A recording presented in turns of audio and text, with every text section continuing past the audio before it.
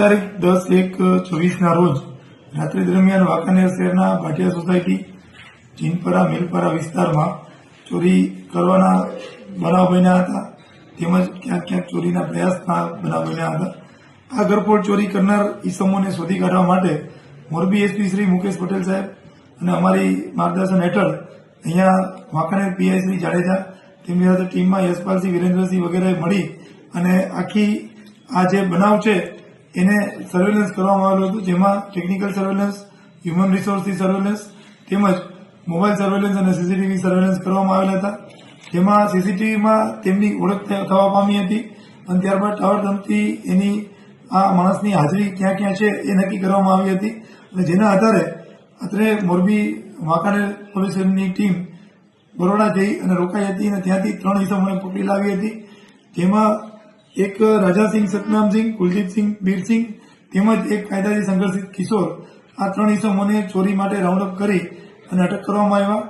એક દિવસની રિમાન્ડ દરમિયાન આ ઇસમો પાસેથી આ ચોરીમાં ગયેલ, ઘરફોડ ચોરીમાં ગયેલ 7 તોલા જેટલું સોનું લગડી રૂપે રિકવરી કરવામાં આવેલ છે, તેમજ રૂપિયા રોકડ 20,000 પણ રિકવર કરવામાં આવેલ છે. આપણા સ્ટાફ ગયેલ કેટલા દિવસે શોધીને લાવેલ? અમારો સ્ટાફ છે ત્યાં 7 દિવસ સુધી રોકાઈ રહેલ હતો. ઘણી બધી આડમારમાંથી પાસ થઈ અને એમણે આ ઇસમોને શોધી કાઢી છે. અને સાહેબ કયા કયા વિસ્તારમાં ચોરી થઈ હતી?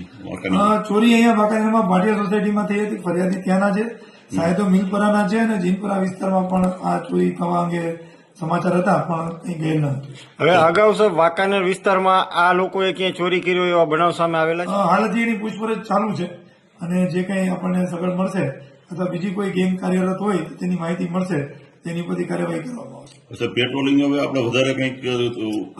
આજે ચોરીના બનાવ બન્યા એ લાલબત્તી સમાન હતા અને પોલીસ છે એ ચોરી શોધે એની પહેલા રોકે એ જરૂરી છે. એટલા માટે ખાસ નાઇટ પેટ્રોલિંગ વધારવામાં આવ્યું છે અને હોમગાર્ડ જીઆરડીના પોઈન્ટ પણ મૂવિંગ રાખવામાં આવ્યા છે અને સતત અમારો ડી સ્ટાફ પણ આ રાત્રિ સર્વેલન્સમાં હોય છે.